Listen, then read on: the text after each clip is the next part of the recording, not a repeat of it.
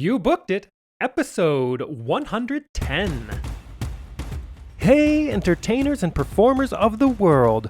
I'm your host, Dane Reese, and welcome to You Booked It, where I chat with inspiring entertainment professionals 7 days a week. By digging into their journey, we're going to discover everything you need to do to have a successful entertainment career. You know, because training usually skips that part about how to actually make your skills work for you in the real world. Fellow entertainers, my drive here at You Booked It is to share the inspiring and incredible journeys of successful entertainment professionals. We're here to support your journey.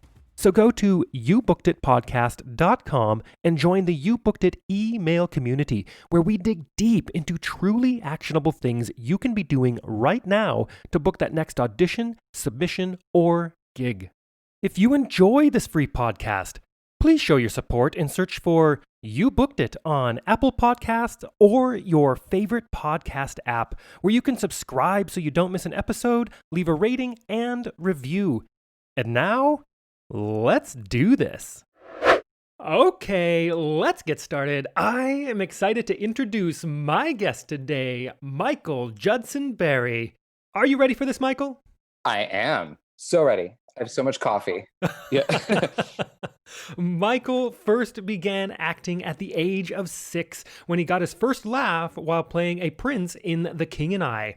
Since then, he has come a long way, receiving a BFA in Theater Arts from Boston University and an MA in Classical Acting from the prestigious London Academy of Music and Dramatic Art.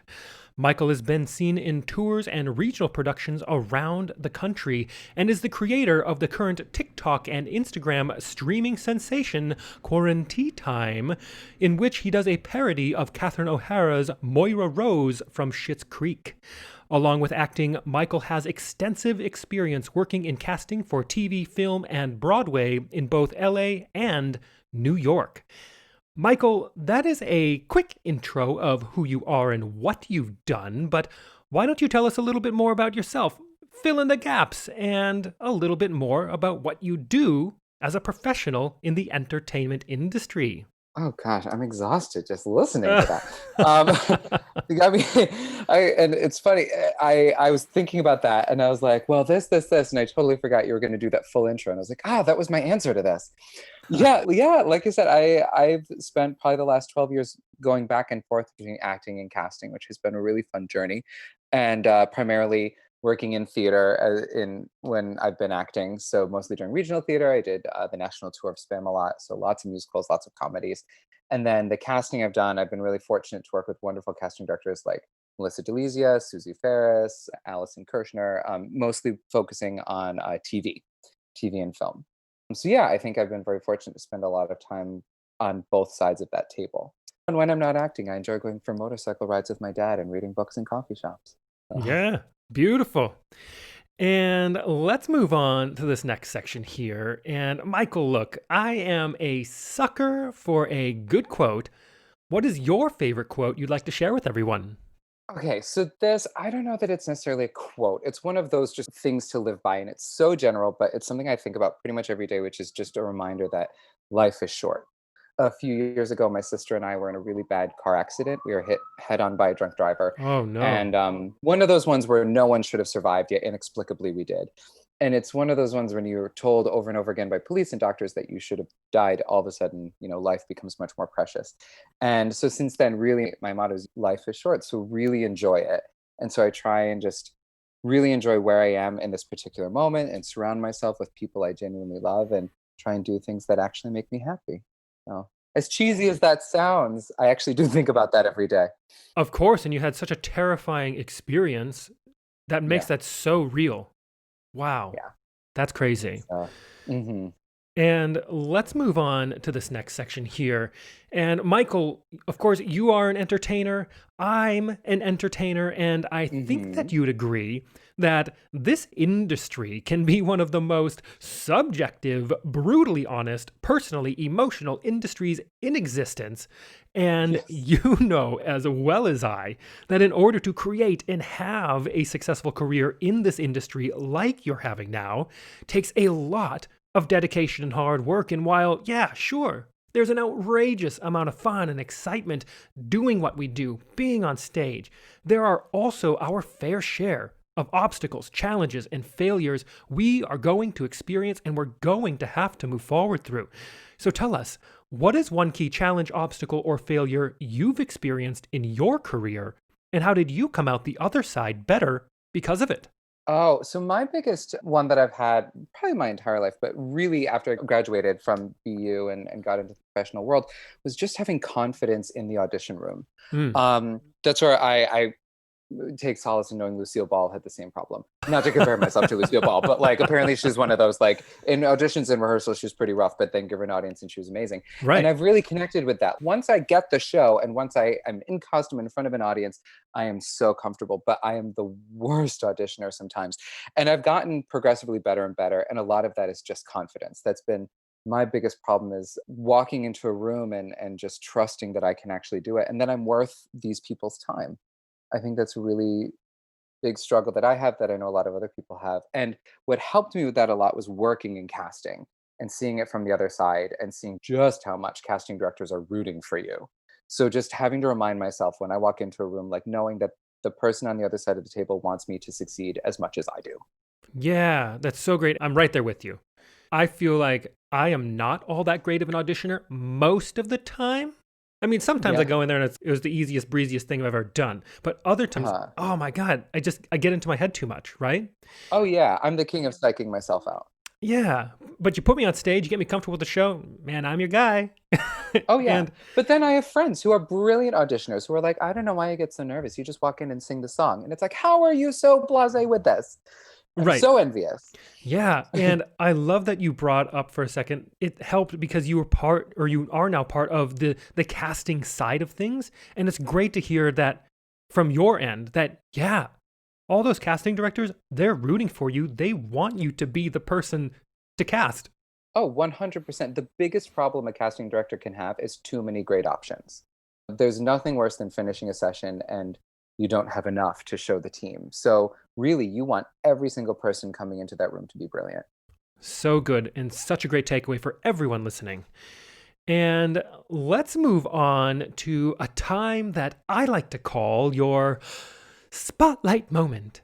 That one moment in time you realized, yes, I am going to be an entertainer for a living. Or maybe it was, yes, this is what I need to be doing in the entertainment industry. Tell us about that. Yes, and that it's an old one. So when I was 8 years old, I did a production of Oliver, Hmm. and I was the understudy for Oliver. He was Will McAuliffe. I think he was 12 and I was 8. And I finally got to go on one weekend. He had a family wedding or something. And I remember my first night on singing Where is Love? I get to that point in the show where Oliver's sitting alone, literally in a spotlight. So perfect for spotlight moment. Indeed. And looking out, and the audience was all dark, but I could just feel them. And that was, I think, the first time I'm alone on stage. I'm singing this beautiful song, feeling all my little 8-year-old emotions. And it was just the greatest feeling in the world. And I can still vividly see it in my mind. I can see the exit sign above people's heads. You know, it's like it was yesterday. And I just will never forget that moment. That was the moment, I think, that from then on, I was like, no, this is what I'm doing. So when it came to looking at colleges and everything, there wasn't even a question. Like, this is what I was doing. Oh, that's such a good story. And then Will came back. I only got to do it for 3 days, but it was a very special 3 days. Amazing. And let's piggyback on that real quick. And I want to talk about your number one booked it moment.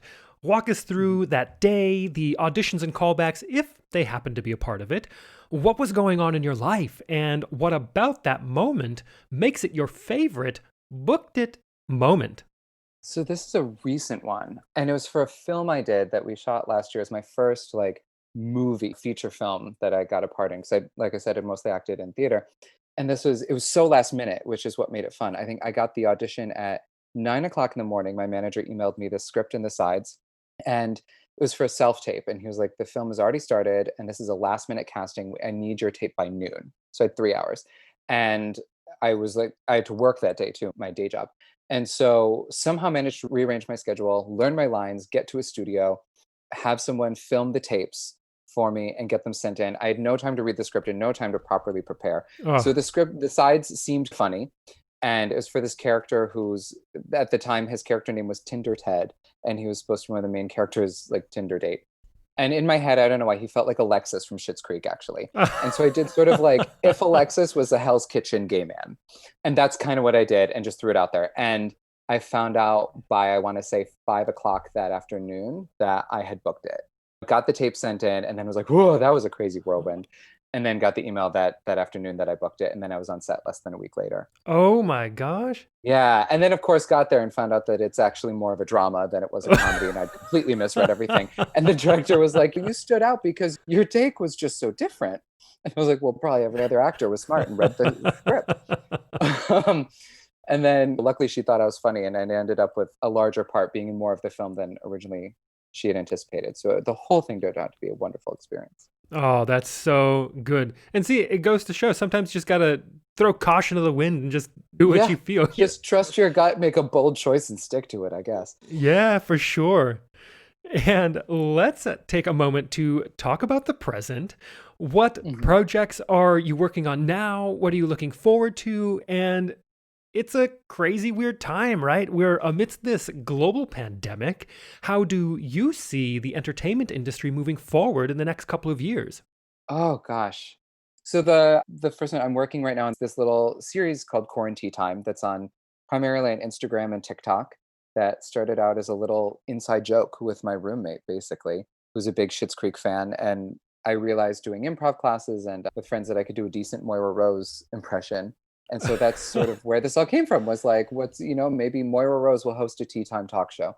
And it has inexplicably done very well. So that's sort of where I am right now. I've never even thought of myself as a writer or a creator before.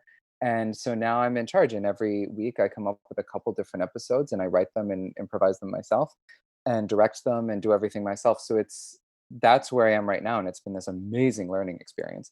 And I'm loving it. And so I'm very excited to see where this takes me as far as doing more writing and more creating myself. I'm learning that I'm actually halfway. Even Catherine O'Hara actually said that my writing was good and funny. So, that was high praise. That was enough of a confidence booster to be like, cool, I'm going to pursue this. Yeah, that was a big one. So I'm excited to see where this takes me in that respect. And then with the industry, I think it's been changing a lot recently, just because of, even before the pandemic, because of things like Netflix and Amazon and so many things streaming and shorter web series. And so I think what we're entering feels almost like this digital vaudevillian era, where instead of theaters all over the country with acts touring, we are just on our phones and our computers, and you still have these acts doing these shorter numbers. And so I think there's this boom of creativity, because you don't need to have a huge budget, you don't need to pitch to a network, you can create your own thing. And so I don't know where exactly that's going to leave the entertainment industry, but I think it's an exciting change, or an exciting direction that we're moving in, that so many people have access to create things that they didn't before.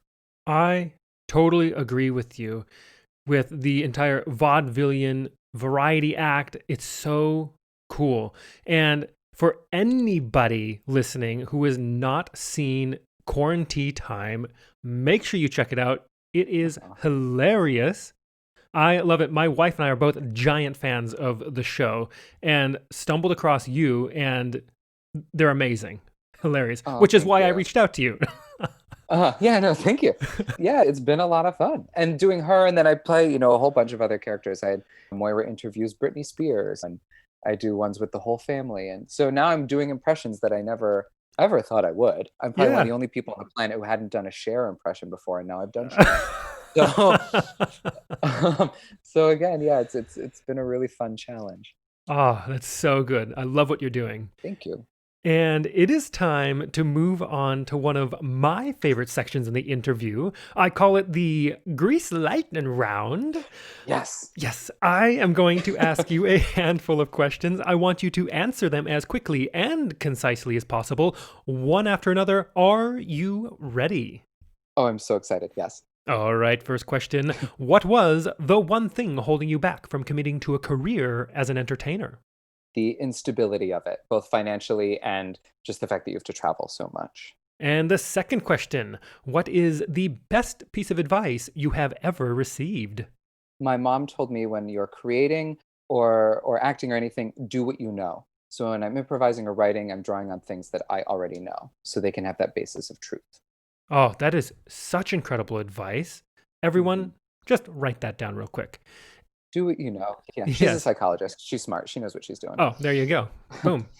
And the third question: what is something that is working for you right now? Or if you'd like to go pre COVID, what was working for you before our industry went on pause? What's working for me right now is finally creating my own work and creating characters myself. Oh, I think there's something to be Yeah. said about creating for ourselves as well. Because pre COVID, I feel we were all caught up in the hustle of life, gig to gig, job to job. What's next? And we also, I think, seek fulfillment, or we're seeking so much fulfillment in that work, stuff that was outside of ourselves. And this whole pandemic time has really, I think, shed light on that we are in control of our creativity, of our art, and we have the ability to fulfill ourselves. Oh, for sure. Yeah. It's been an incredible process of creating my own thing and finding my own voice, which as an actor can be very difficult sometimes. So that's been a really wonderful thing to come out of this, for me at least. Absolutely, for sure. And the fourth question: what is your best resource? Whether it is a book, a movie, a YouTube video, maybe a podcast, or a piece of technology that you found is helping your career right now. Honestly, my thesaurus app, because a big part of Oh, Moira is her incredibly superfluous and unnecessarily floral lexicology. And so I am constantly on my app when I'm writing, finding fun multisyllabic words. And now my vocabulary has expanded. I don't even know how much larger it is now, but that is my biggest tool is my thesaurus. oh, it's so, I love that. And that's one of the best parts of the entire character, isn't it? Oh yeah, that's definitely for me the most fun part. Yeah, I so mean, good. when else would you learn floxenoxynyl you know, What which is someone that? dared me to use. It's the longest word in the English language last time I checked. Oh, And now I'm having a brain fart on what it even means. I was just proud I could get it all out in one breath. hey, congrats on that. Thank you. And the fifth question: if you had to start your career from scratch, but you still had all the knowledge and experience you've collected from your career in this industry, what would you do or not do? Would you do anything differently, or would you keep it the same? If I could start it all over knowing everything I know is I would focus more on honing and developing my skills as an actor within my wheelhouse.